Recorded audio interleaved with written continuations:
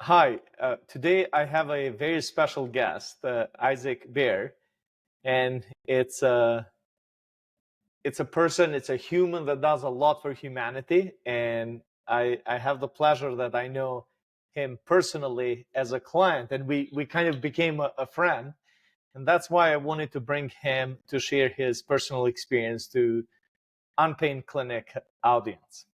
So, welcome to Unpain Clinic Podcast today, Isaac. Thank you very much. That was a nice Yeah. intro. Yeah. So Isaac, it's what do you do for people, and who are you?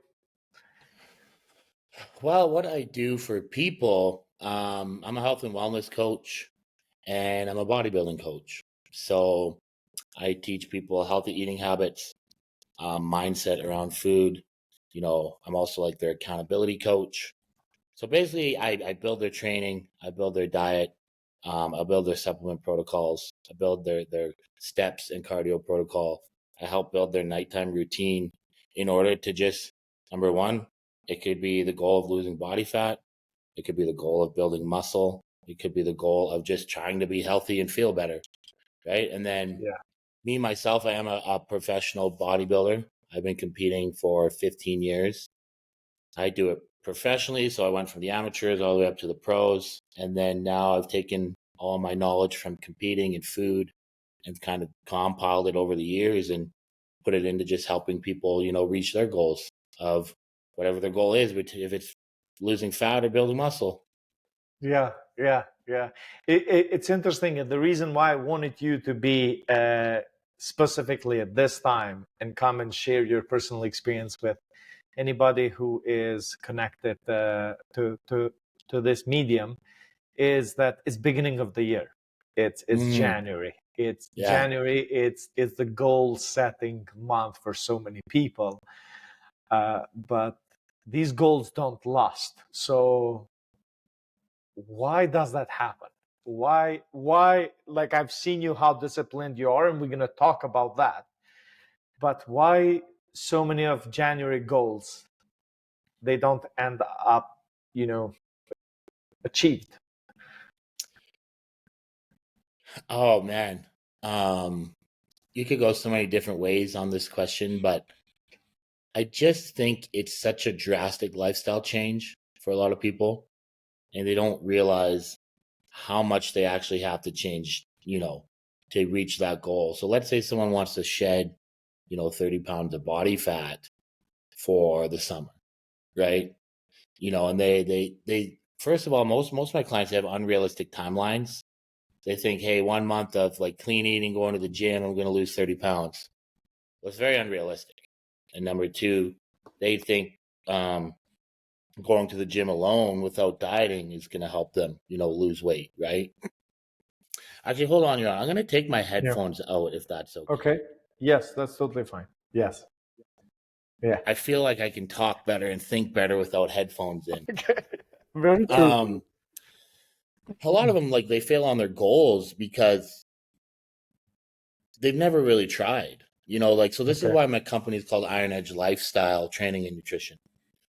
Trying to change your entire lifestyle, especially changing what you put in your mouth, it's a big deal, right? Because we are feeding ourselves every hour of every day, besides when we're sleeping mostly, right? Whether we're drinking water, whether we're eating food, whether we're having a little snack, whether we're putting gum in our mouth, right? We're always putting something there. And like, to change that up to reach your goal, it's a lot of work. And so the timelines for people, just it's hard. It's hard to stick to a timeline and actually, realize how much work it takes, and it's changing your lifestyle realistically, and it's not easy to do, right? Yeah. And it's interesting because so many people they like to do the change instantly, right?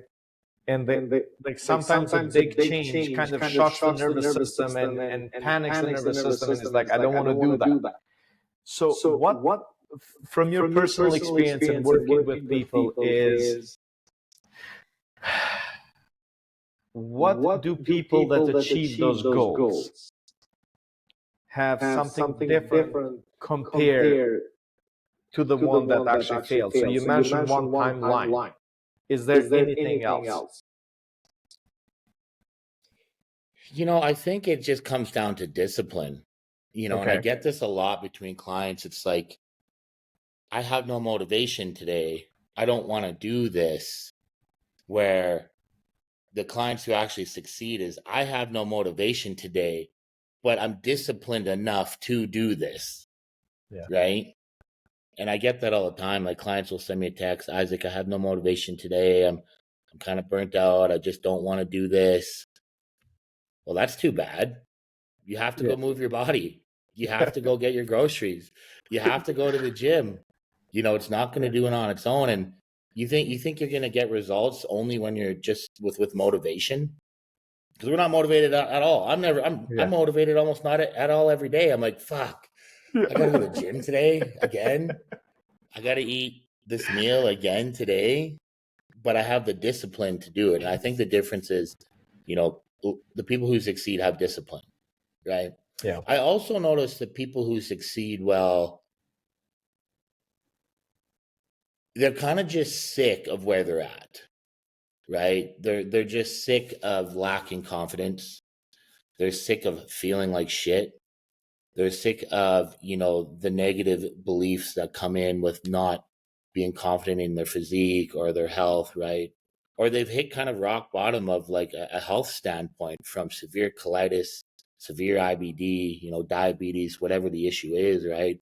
And it's kind of a turning point. It's where they say like that traumatic event will push someone to change. It'll rewire the brain, right? So they hit a point of like, hey, I have to change this or I'm going to die almost, right?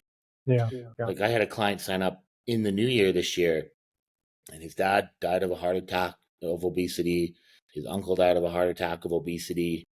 And he kind of had the realization that like, oh shit, if I don't fix myself, I'm going to end up just like my dad. And then he sent me his blood work. He sent me all the medication he was on. And then he sent me photos, and I was in my head, and I'm a pretty honest coach. I said, hey man, I'm like, you're 100% right. I'm like, if you don't fix something, you're going to end up like your dad, like your uncle.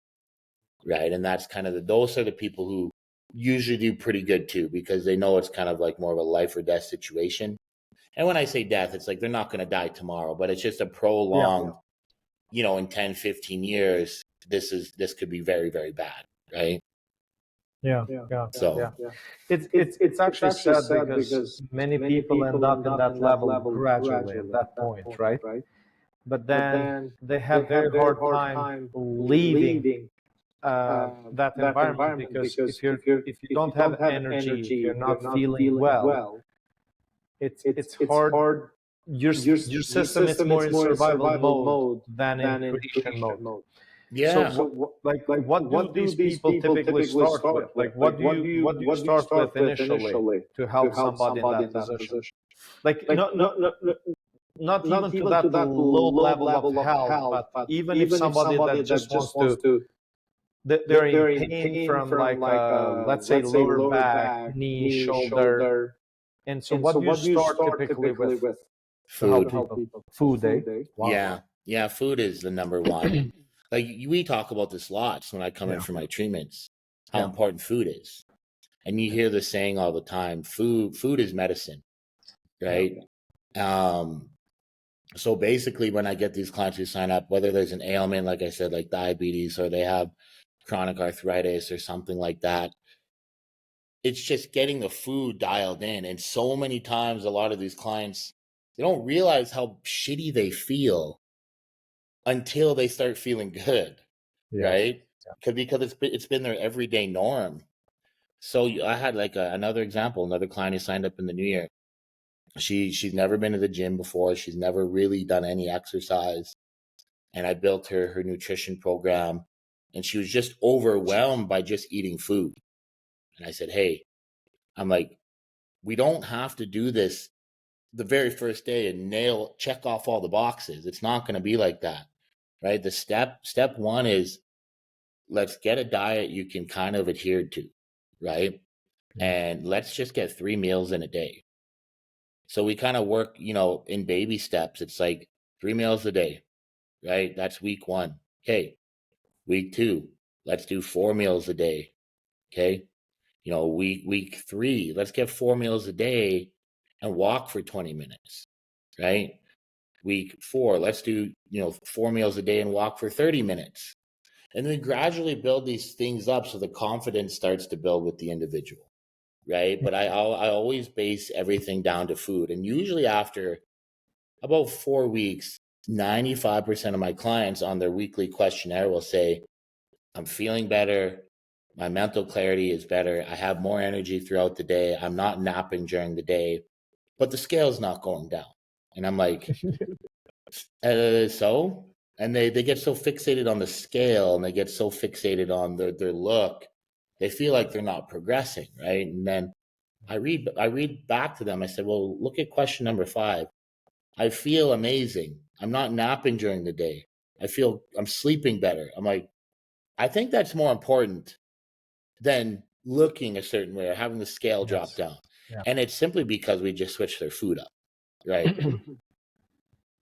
Yeah, and every change, from the biology aspect must happen in the cell level before it turns into tissue level, right? Yeah. And this is the reason why I wanted you to pick up your brain today, because you're the first, bodybuilding coach that I ever met that has a holistic approach. It's not just about, the look, but it's like healthy first, then it comes, the physique. Yeah. And I know how much you do for your body. So when does the exercise comes in? Like when do you start actually pushing them with exercise? Well, it's all client dependent, right? Some clients that get are very, very good at exercising already, but they have a poor diet. And then I have some clients who are good at dieting, but they have a poor exercise routine, right? So usually I'll try and get the clients in the gym right away, right? Just because another factor for longevity, as we know now, is how much skeletal muscle you're going to hold till you're at an older age. Exactly. Right? So like resistance training is just super important and super healthy. So I try and get my clients in the gym right away, and it might be a very basic routine of like one body part a day. Like let's say we're just going to do a shoulder workout, 3 exercises of 3 sets. That's the bare minimum, but it's still enough to get people moving in the right direction. And then we'll build on that program as we go. Right. Yeah. It's interesting you're saying this, and I'm glad that many other healthcare providers or people that help other people feel better or understand the importance of the muscles, how important they are. And they're the food, it's the fuel. Unfortunately, the lifestyle, especially in North America, we sit a lot. You cannot walk much, Wherever you need to go, you have to drive. If you're working in the office, you're sitting. You lose the muscle mass. You lose the mobility. And I always say, and I learned this from others, that the 3 most important organs for longevity are heart, lungs, and the thigh muscles. And True. it's interesting. It's interesting when you think it's like wide legs. Because for anybody, 60 plus, they can have strength in upper body, but to eat, it's not hard. But to go and buy the food to the grocery, you need your legs to be strong. Yeah, that's a good point. Yeah. And then you need those legs to help you socialize, right? Which is socializing. It's fulfilling for that soul that like in the end of the day we live to be happy. Mm-hmm. So I mean, legs are also your biggest skeletal muscle area, right? They hold the most amount of muscle, so like keeping them strong and healthy is obviously more important than mostly all the other body parts, right? Yeah. And especially in older population, is my biggest concern is always falling. And where we live, there's so much ice. So typically, when people fall, especially women after menopause, chances to break the hip are very high.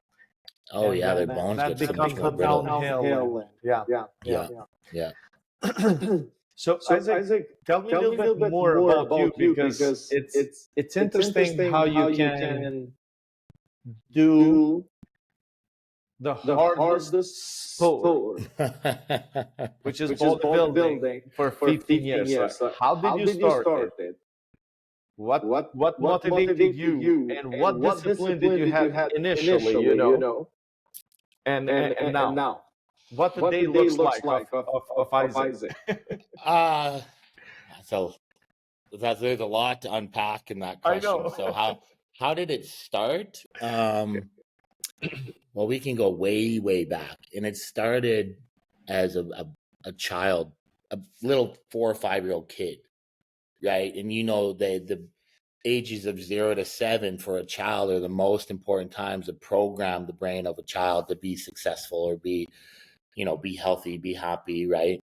Because we're in that theta brainwave state. So we record everything. So I remember being 4 or 5 years old. My mom used to go to the gym about 4 or 5 days a week. She'd take me to the local Burger Baron. I would get French fries and gravy. Yeah. And she would go to the gym, and she would sit me outside the gym, and this gym had glass windows around it. So I could sit in there and watch, and I would sit there with French fries, and I would just eat a French fry and just watch her work out and watch the people work out. And she did that for forever. And I would see, like, it was an old school gym where they had like pictures of like very big dudes on the wall flexing and girls flexing, and like, so ever since a young age, I was just kind of obsessed with like building a physique like that and doing movements like that. And then it progressed into an obsession that where in grade 9 science class, I got kicked out because I would take bodybuilding magazines, put them in my textbook, and I would be reading them. And I was supposed to be in science class. And then the teacher came up, and one day she flips the book down. She's like, Isaac, why do you read these every day? And I said, I don't know. I'm going to be a professional bodybuilder one day. And I just had that embedded in my brain for a very long time. And then it slowly developed the habits of, and when I was 15, they allowed us to go to our high school gym. I started training there. When I was 16 years old, I was allowed to get a membership at the local gym in town, started going there. And it just progressed into being a professional bodybuilder. As you can see, all these trophies up here now are all bodybuilding trophies and medals from all over the world from competing, right? Wow. So that's how it started. And yeah, I still do it now. And I've built such a robot routine around it. For me, it doesn't even, it's just my life, actually. I don't even consider it a job now or a hobby or whatever it is. It's just my life. So what do you do first thing in the morning? Well, right now, first thing in the morning is I do a little bit of breath work. I do about 20 minutes of breath work as soon as I get up. And then I go right downstairs after that. I have a liter of water with some, creatine, glutamine, salt, and some EAAs. I chug that back. And then I eat meal one. And meal one is oatmeal, mixed berries, honey, and protein powder. And it's been that meal for years. When I say years, like years. It's like I might switch the protein powder out for eggs or egg whites once in a while, but that meal has been a staple for a long time. And then after that, I'll go outside and I'll do 20 minutes of walking. So I'll go out 20 minutes of steps every day, no matter what. So just to get some fresh air kind of first thing in the morning. Then I go on with my day. I usually train early afternoon, 2 or 3 o'clock. So I'll work from like 9 till 2 to 3, get to the gym from like, let's say 3 till 5, come home, eat the same meal, do a little bit of work again, probably, or maybe watch a movie and relax. And I'm in bed by 9:30, 10 o'clock. Wow. Yeah. So it's the routine, is the discipline, and it shows up as this beautiful mind and beautiful body. Yeah. Right? Yeah. And again, like we talked about earlier, the discipline. And again, teaching my clients the same discipline is building a routine, right? Knowing, hey, this is when I have to eat. This is when I got to go to the gym. This is when I have to do my work. And just having like a checklist and just kind of checking it off to the point where I don't even use a checklist anymore. I just kind of know what I'm doing day to day, right? So do you have moments, and you mentioned that even earlier, do you have a moment when the motivation like fades? And how do you, what do you say to yourself to actually stick into that discipline? You know,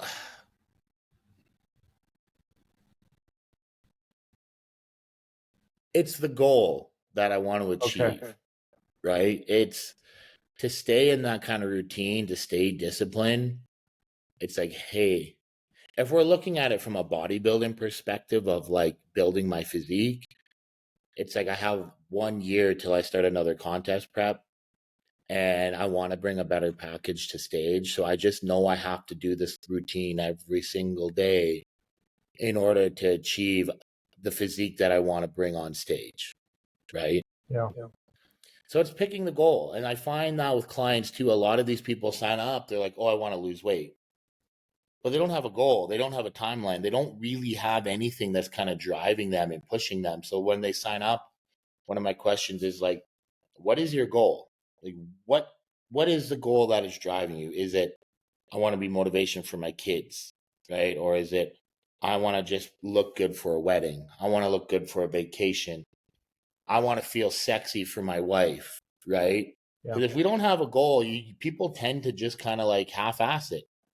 You know, it's like, I don't really have a timeline. I don't have a deadline. And I find when you give people a deadline, it's going to make them be like, shit, I got like 10 weeks left to really lose another 20 pounds. Like, I'm going to work harder. So I always try and pick a deadline, right? So next year, I know I'm going to start contest prep probably next January. So it's like I got 12 months, and 12 months isn't a long time frame in the bodybuilding world to actually put on a good amount of quality muscle, right? So every day really counts, right? So I'm curious to know from your personal experience with coaching people. So what age is your client coming to you for a change? Do you have like younger people, or it's like midlife crisis, like 40s, or is it like 60 plus? You know what? With my coaching, like I'm a lot of coaches will niche down and they'll only pick a certain type of like client, right? Like some guys will pick just males between 30 and 45. Some girl coaches will pick females between, 20 and 25, right? Like they niche it down so that they can be really, really good at that one individual type. Me, I do a wide spectrum of people. But I would say the average is probably 30% competitors, then the other 60, 70% are people who just hit 35 to 45 and they realize they're like, I'm out of shape and I just don't like how I look. Right? Yeah. I assume that, but I wanted to get that confirmation from you. Yeah. And that's interesting because when people come and see me, they typically come and see me, when they're like close to retirement. And what has happened is now they want to travel and they want to do things because they have the money and they have the time. Yeah. But most of the time, health is the main factor that is restricting them to do those. And when I do my assessment, I look at every injury that they had at 65. It started somewhere, when they were like 40 or 50. Yeah. Because body compensates a lot. So do these people that make those like decisions to start change, how do they follow those goals, or is it What is kind of the longest standing client that you have had? Oh man, I have some clients now that have been with me 2 years, like straight. That's amazing. Yeah. Right? But you know, the thing is with what I'm doing, it's very hard to do for the most people. Okay. Right? And like we talked about, like the New Year's signups. I got 15 new clients in the last few weeks, right? But I know with how the seasons work, you know, especially when the Oilers make the playoffs here in Edmonton, like hockey is like such a driving factor for people not reaching their goals. As soon as they hit the playoffs, it's like, and you can barbecue outside in Canada. They fall off because they want to barbecue with their friends. They want to go to playoff games and drink some beers, you know. So like some people don't, like the average client retention is probably 4 months, right? Really? Huh. Yeah. Because I hate to say this, but a lot of people just don't care. They want to care and they have the motivation off the start, new year, new me. And then they get into it and they realize it's just like, I don't want to do this. Right. Or some people, they do the 4 or 5 months, they've reached their goal, they've lost 20, 25, 30 pounds. And I've taught them the tools now that they can do it on their own, which is my goal in the long run, right? I don't want to keep you for 2 or 3, 4 years. I want to keep you for, 4 or 5, 6. I want to keep you till you reach your goal, you're happy. And it's like, Isaac taught me a lot and I can go do this on my own. Right. And that's what I'm happy with. Yeah. You know, it's interesting because I like with those questions, I'm trying to help people who are listening, how we can help them, you know, stay healthy, invest in their health from every aspect possible. So health, it's a lifestyle. It's a lifestyle, right? Yeah. So it's not something that okay, you worked out for 4 or 5 months, you feel great, and because you did that investment, it's gonna like still be there after 2 years, right? And that's why I called 100%, and that's why I called my company Iron Edge Lifestyle and Training and Nutrition, because it's a lifestyle. These eating these foods, building these habits of hydration, sleep, training, you know, mindset work, and just it's years of work. And even me, I'm still doing it. I'm still learning new ways to be healthy. I'm still learning new ways to have a better sleep pattern. I'm still learning new ways of training to build more muscle without being so exhausted, right? Like it's not just something that you do overnight and it changes. Like you got to continuously work at it. And this is why I always hiring a new coach every once in a while to learn something new. Hiring, you know, listening to new podcasts, seeing someone new like you, Shockwave, right? It's an ever evolving, you know, process. Yeah. You know, one thing that I want to share with people here, like a technique that has helped me a lot. And I see even you do the same. Is I actually pre-book things. I put it in the calendar. It's there. I know it's gonna happen this day. And then that takes the priority. Yeah. I've seen you, for example, with Shockwave, you book it ahead. Before you leave, you book the next appointment. Yeah. You know, and I have actually clients that in their 80s, and they still have a personal trainer for the last 20 years. And the only thing that kept them, it was like booking the next appointment ahead, or dedicating, for example, Monday, Wednesday, Thursday, I'm going to see my health coach or the personal trainer. It's at this time, it's preset. And then that becomes the first priority because he or she who has the health has many wishes and dreams. Yeah. He or she who doesn't, then it's only one dream, right? So, well, like people say health is wealth. Yes, exactly. And I've even learned that over my career too. Like I am very healthy. I eat very healthy, but being a pro bodybuilder, how much I have to eat and how much I have to lift, the exhaustion creeps up pretty fast. And I know when I'm not in this phase of pushing food, pushing high training volume, I feel a lot better and I progress a lot better in other aspects. But when I'm in this phase that I am right now, it's like, oh man, I'm tired. I got to sleep longer, Yeah. and I wouldn't say I'm not as healthy as I should be, but it's to reach a different kind of goal, right? Yes. But what it does is that health is wealth concept. When you're feeling really healthy, you get way more done. You progress way more in other areas, right? And I've noticed that firsthand. So I can definitely, resonate with my clients on that part too. Yeah, it's interesting. Personal story is the same concept. Is 2019. I decided to join a mastermind group for entrepreneurs called Genius Network, and I went there with the idea that I'm going to learn something, how to grow the business, how to become successful. And I met pretty much from like somebody my level that just has a small business to like billionaires in the same room. And all I learned it was how to optimize my health. So and I have witnessed that if I don't take break, if I overdo it, if I'm not exercising, if I'm not sleeping well, it affects me personally, then it affects my decisions, because when you're tired, when you're feeling well, if you're actually functioning in a frequency that is low, because typically when we have inflammation, our frequencies are much lower compared to like when we're super healthy. We can actually make even healthier decisions.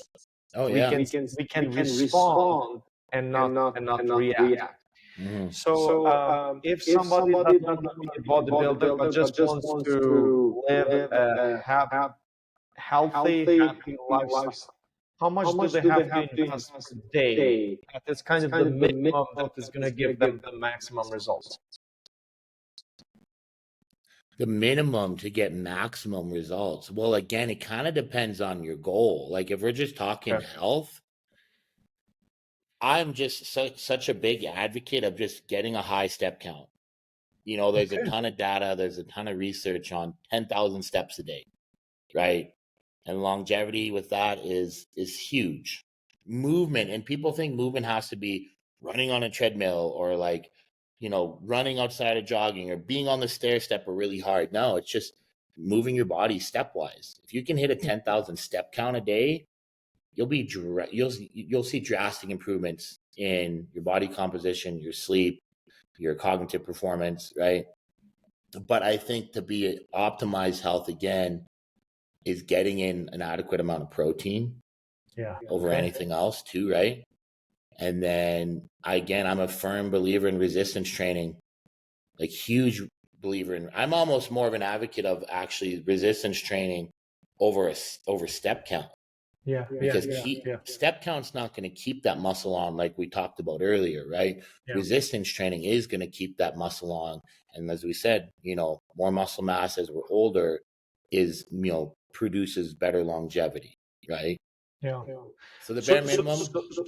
Do people need to go to the gym, or can they do things at home, like have a kettlebell at home, like or some type of You can use bands at home, kettlebells, body weight squats, body weight push-ups, there's all kinds of stuff you can do, right?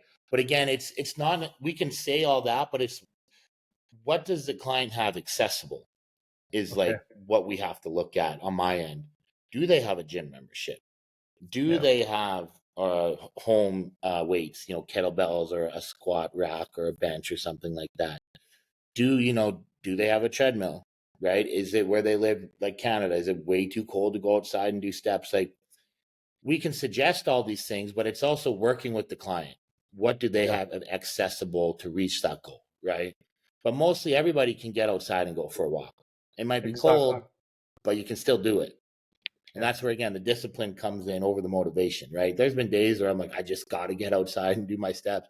It's minus 30. I bundle up, face wrapped up, hands. And I go out there and I truck out, 20, 25 minutes of steps through this much snow. But I do it because it's a rewarding experience too. Also, when you do it at that kind of, weather patterns like that, It's almost like a mission for me. It's like I'm doing something that's really exhilarating, running through a storm, right? It feels good. Yeah. Yeah. So you actually answered my next question, which was I wanted to know is like what do you need to prioritize in terms of nutrients? You know, protein, resistance training, being outside, and do you do anything for recovery, like yourself? You know what? My biggest thing for recovery is just keeping my food super clean. Okay. And like me and you talk about a lot when I get my shockwave done. I'm always like, yeah, I kind of ate off plan the last little while. I think it's the reason why my elbow's a little bit sore, right? Like recovery, there's so many things you can look at. But if you want to pick one thing that is the most important for recovery, it's sleep. By far, hands down, sleep is the most important thing for recovery. It's recovery, not just of the body, but it's of the brain, it's of joints, ligaments, stomach, everything is better when you sleep well, right? And when you don't sleep well, you can be very, very off, right? So I would say sleep for sure. Okay. It's interesting because I have clients, for example, when I'm treating and I see that the tissue is feeling much better, they're improving a lot more, but all of a sudden the pain is higher. And then when I start asking them, it's either related to food, they have had like a drink or two, or they didn't have good quality food, then that affected the sleep. Inflammation goes higher up, and then where it shows first, it's on those injured tissues. So then, then the pain shows up there more. Yeah. And a lot of people don't really notice that because we've said already they're so used to feeling like shit that it's normal to them, right? And then this is where I get a lot of clients. We clean the diet up. A perfect example was I went golfing on Friday, played some virtual golf with one of my clients, and he's like, I just feel so much better. He's like, I'm not having a nap during the day. And he's like, even on my computer, he's like, my wrists feel better, because they're just not inflamed from poor food, right? And how do you do that, Isaac? Like, do you look at lot of work? Do you do any special test, or is it just from like an interview question?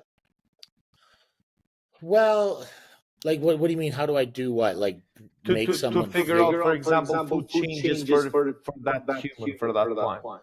Well, usually it's fairly easy because 90% of the people that I get are just coming from such poor diets already that when you give them just a cleaner based diet, they're gonna feel drastically better in 3 or 4 weeks, right? But then then eventually, if you want to get more specific, like, I'll see some clients, especially my bodybuilding clients. I've had this happen lots, and I learned this from a really good coach that I had for many years, and I still do have. But some clients aren't losing weight, right? They're just not losing weight, and it's like they're already on a high amount of cardio. They're already in the gym a lot. They're already on a very low calorie count. They're not losing weight, and you're just kind of like, I can't really give you more cardio, and I can't really pull out any more food, so something's not working here, right? So then I look at their food and kind of what they're eating, and a lot of these clients who have hit a stall or who aren't progressing really fast, they're eating a lot of the food quality itself is great, right? But what they're doing is they're adding condiments on there that are highly inflammatory, like Walden Farm syrups, or they're using like almond milks, which is like drinking paint. They're using things like, I've seen people concentrated tomato paste. I've seen that spike a client way up in weight, and they held weight all week. Something as different as even changing a protein powder. I've had a client change their protein powder. Their weight spiked up 3 or 4 pounds. And I'm like, what'd you change? Nothing. Like, you changed something. No, I didn't, I swear. I'm like, what did you eat? Nothing. And we couldn't figure it out. And then he's like, well, I got a new protein. Okay, let me look at the ingredients. And you see this all over the internet too. Like if you see a list of ingredients that you can't pronounce or you don't know what they are, it's probably really bad for you. And 9 times out of 10, it's really bad for you. So what I'm trying to say is basically when I figured this out with these clients, I pulled these foods out, these condiments out and said, hey, I suggest this, and this. All of a sudden their weight started going down tremendously because they're just so inflamed. And when your body's inflamed, you don't want to lose fat. Your body's like, Yes. I want to fight off this infection from this shitty product we just put in our body. And it'll put fat burning on the back burner until this infection goes away, right? And it's not necessarily an infection, but that's just kind of like how I like to explain it to people so they kind of understand exactly. it, right? It's the response of the body same as the infection. Yeah, your body just can't process it. Yeah. Right? So, yeah. That's interesting. That's incredible. It is kind of cool. And like the biggest one was with my client, Melissa. She'd already done a few shows. She hired me and like, she was mad. Like she was so mad at me when she's like, what do you mean I can't have this sauce? I can't use these spices. I can't have this kind of creamer in my milk. And I'm like, just listen to me. Let's see if it works, right? And then all of a sudden it was pulled that out.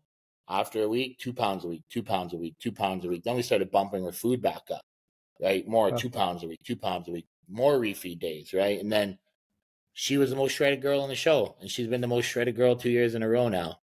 Simply by pulling condiments out that you think are healthy and think are good, but they're not, right? Yeah. It's just because our food nowadays is not food anymore. You know, it's like so much processed. There's so many things that it's unbelievable. Oh yeah. Yeah. I just had a client this morning message me, hey Isaac, do you remember that video you sent me on almond milks and how they're bad for you? Yes.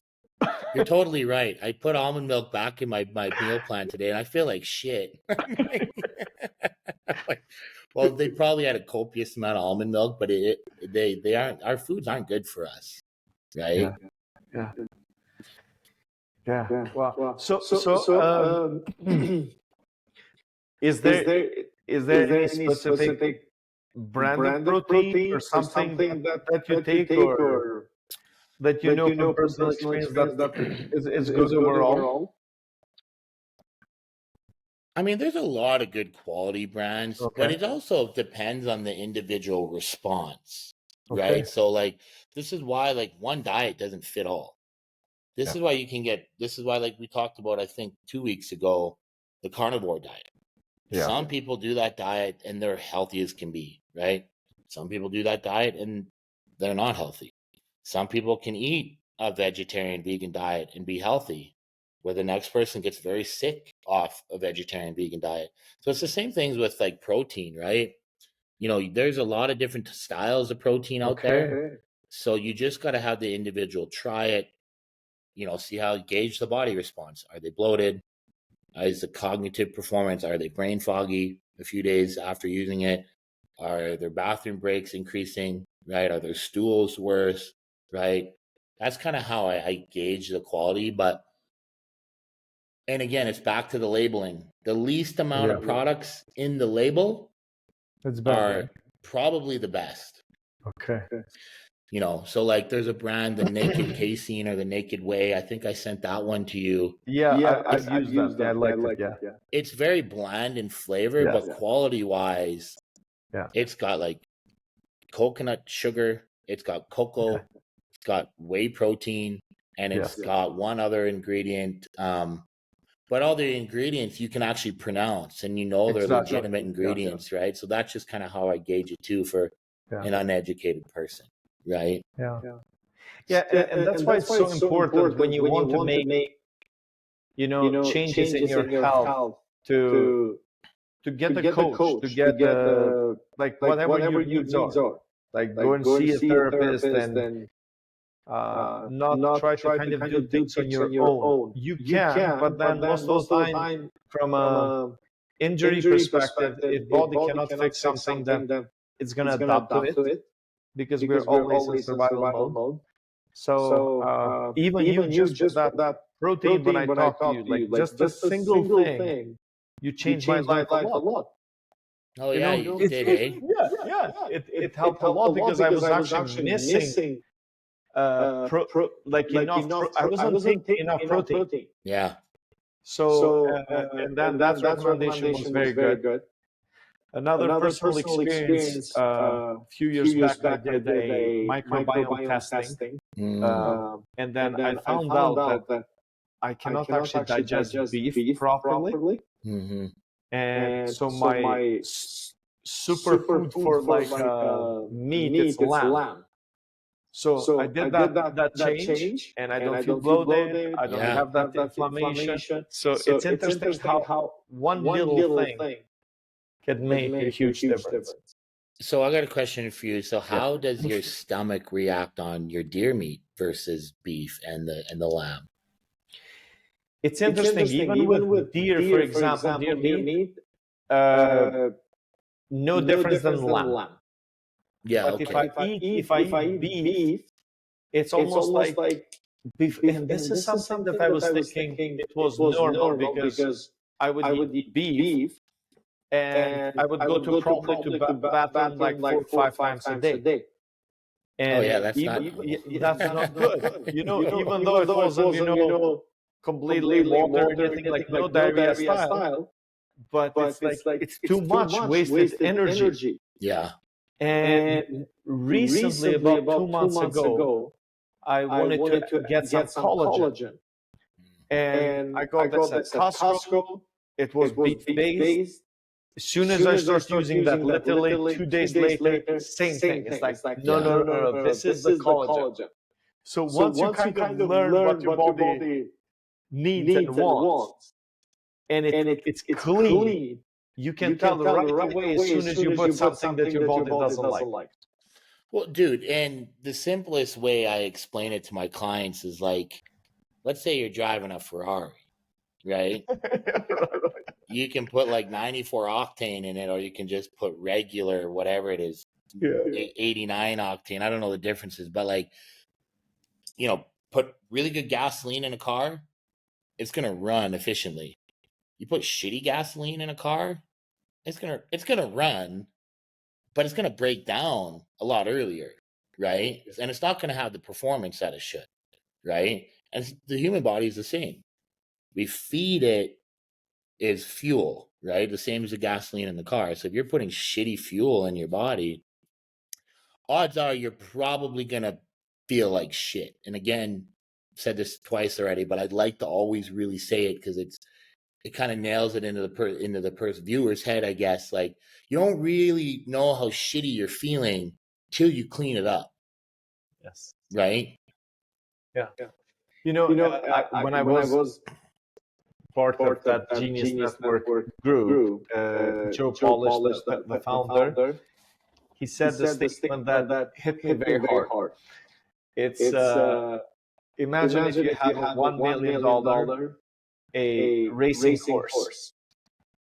How would you take care of that horse?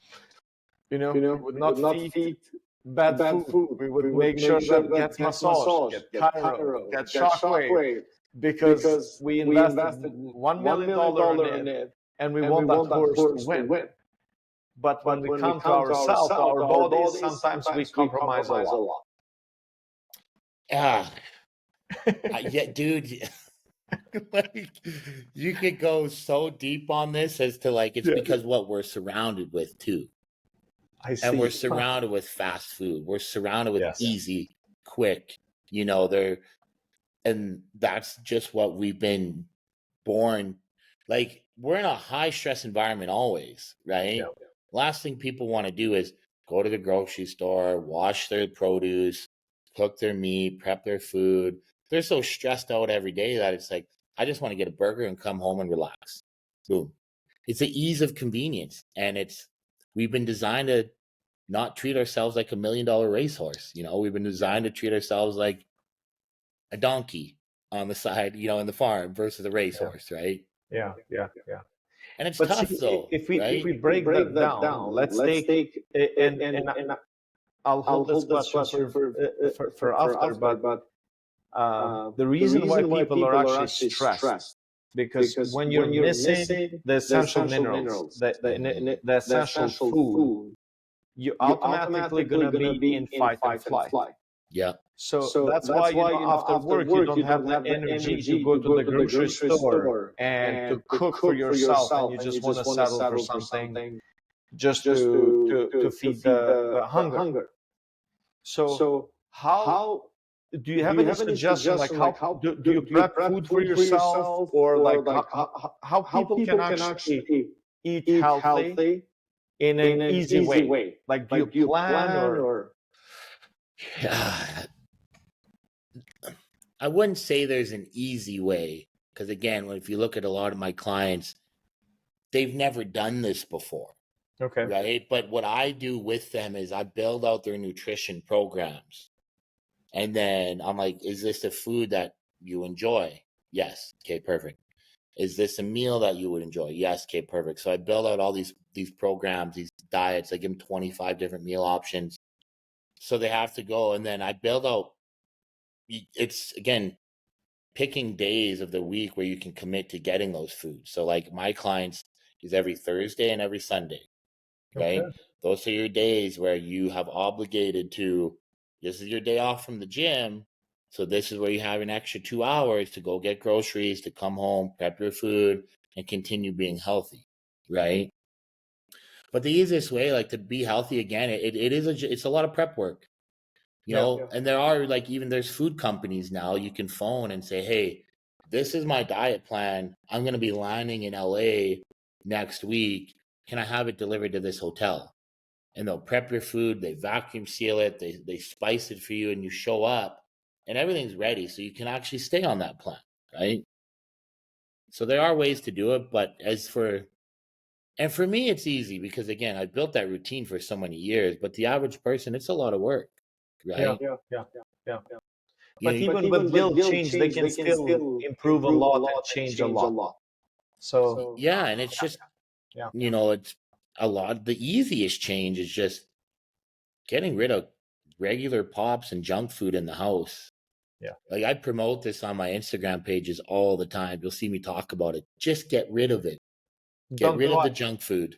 Get rid of the regular pop. Replace it with diet pop. Get rid of the chocolate bars, and just try it out and see what happens. And most people who do that, they can easily lose just 5 or 6 pounds in a month doing nothing. Yes. Because they're not having a 400 calorie pop 3 times a day. They're not going to the fridge and grabbing 3 or 4 cookies and just monotonously eating something to eat something, right? Yeah. And it works. It definitely works. Yeah. And it's interesting. It's in the longer run, it's actually cheaper, because I know so many people think that this would actually cost them more, or they cannot afford the healthy lifestyle. But it's cheaper because if you try to save something to invest in your body now, you're going to pay for that later, right? So I have so many clients that they were very successful in life. They were focused on the business, work, building.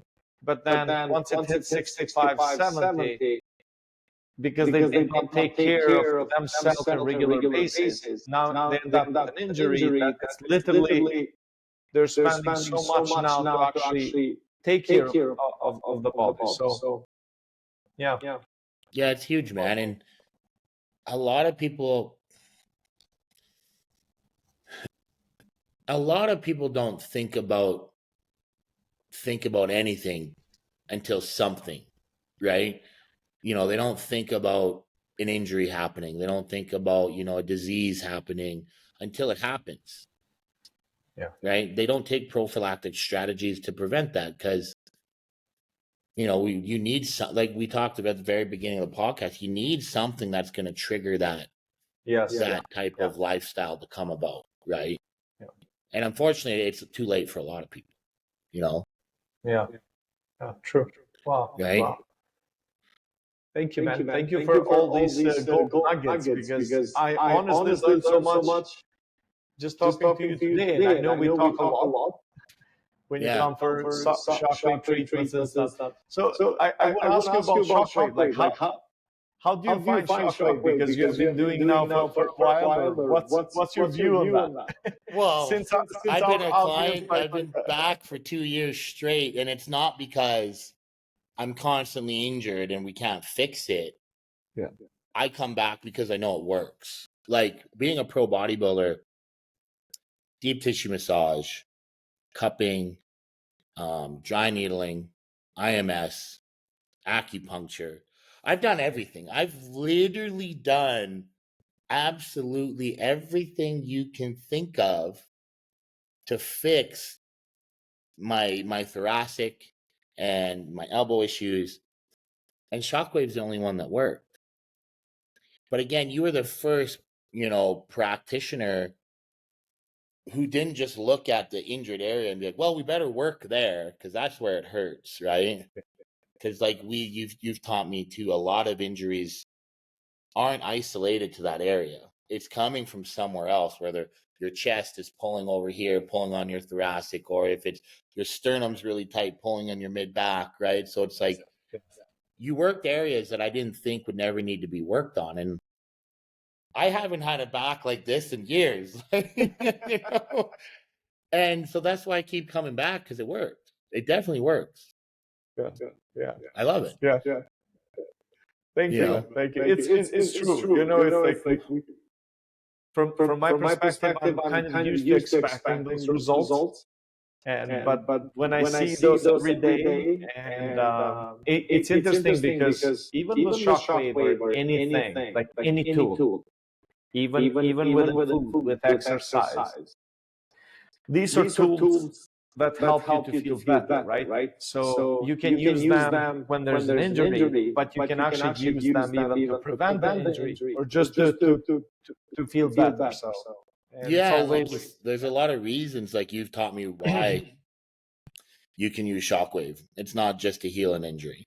Many reasons. To promote blood flow, bring down the inflammation on the ankle, right? Yes, like there's it's just rejuvenating the cell, right? Exactly. Shockwave, like even scientifically speaking, with all the studies and all that, it breaks down scar tissues, adhesions, stimulating blood vessel growth, activates stem cells. Yeah. Like I have so many clients now that I have seen some changes completely elsewhere in the body because the regular shockwave treatments, and this is all related to the stem cell migration that is triggered from the shockwave.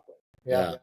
No, it definitely works, man. I'm a big fan. And you know what makes it good too is when I get to visit you, because we have kind of the same mindsets. We're always tracking our sleeps. Like, what'd your Oura ring say this week? Oh, it was shitty, Like there's so many different things that we can converse on, which makes it an enjoyable experience, right? Exactly. And that's the thing with everything. It's not just like what our unique abilities are, like what we do as a professional.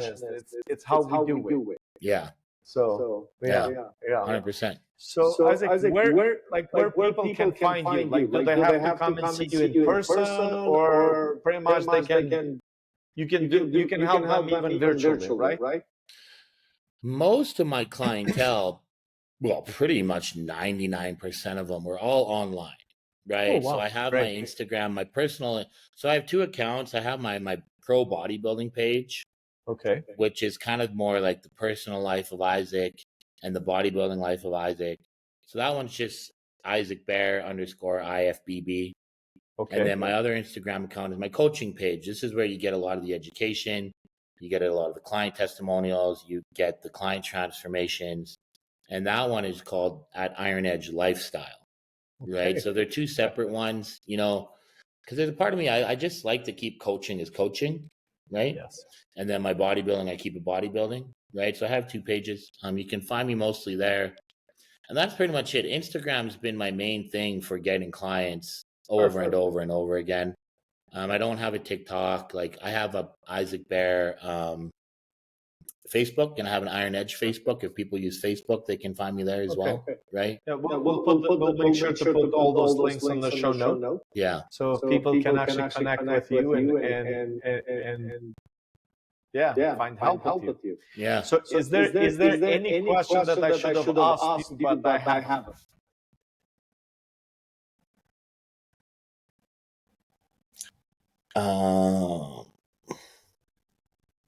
I don't know. Is there? I don't think so. I don't think so. I think we talked about a lot of things, right? I mean, we could definitely keep talking more in depth about a lot of topics, but the basics. Yeah. I think one thing that we could basically break it down to, like, we're talking about health and just feeling good and changing your look and building confidence. It's like, what are the main steps for that? We went over all of them, but if you broke it down into just one answer, it's sleep, hydration, movement, and resistance training. And that is it. Yeah. Right. Yeah, that's beautiful, actually. Oh, sorry. And diet. I missed diet. Diet, huge. But, and it's not about being really good at all of them, right? It's about doing a little bit of it each day, a little bit of movement, a little bit better at your diet. And then till we build that routine, right? You know, there's a million ways to be healthy. There's a million diets that work, and it's just about finding the one that kind of works for you, right? Yeah. And I like that even your brand is called like lifestyle, right? Yeah. It's not a diet. It's not something that is just going to be, temporarily. And with any change, this is what I learned from BJ Fogg. He has a book called Tiny Habits. So every change that you want to do, you have to start it in very, very tiny habits. If you never worked out, his suggestion was like, just put, running shoes on for a week. Just so your body can feel a bit, different, more athletic. And if you're already an athlete, but you want to improve more, then you increase the intensity, or you lift more, or hire you, to take to the next challenge. Yeah. So, It's setting very many goals. And the goals might be so minute that it's like, well, this is a stupid goal because it's so small. Okay, well, just do it every day and see how small it is. Exactly. Right. Exactly. It's the consistency. Consistency. It's huge, massively huge. Yeah. And that's why, guys, that's why I have clients, because I keep them accountable. Yes. They check in with me every week. We have a call or text battle every week on, this is what I see. This is what you did. This is what we need to improve on. This is going to be your diet change. This is going to be your energy output change.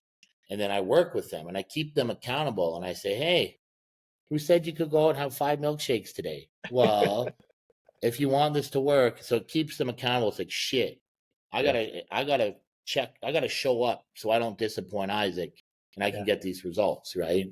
And so, like, it's also, hiring a coach it keeps you accountable to do that, right? Yeah. True. Okay, Isaac, so let's close it for today. This was enough for information for people who want to actually make a change in their life. Mm-hmm. And we provided with enough information to just guide them and have an idea that things are possible. And then if anybody out there likes Isaac to be their coach, then get to know him, hire him, and then he will help you. Yeah. Right? I will. Yeah. Sweet, man. Yeah. Okay, Isaac, again for your time, man. And then we'll do probably another episode or something in next January. Yeah, let's do it. I love that. Yeah. Thank you. Okay, have a good day.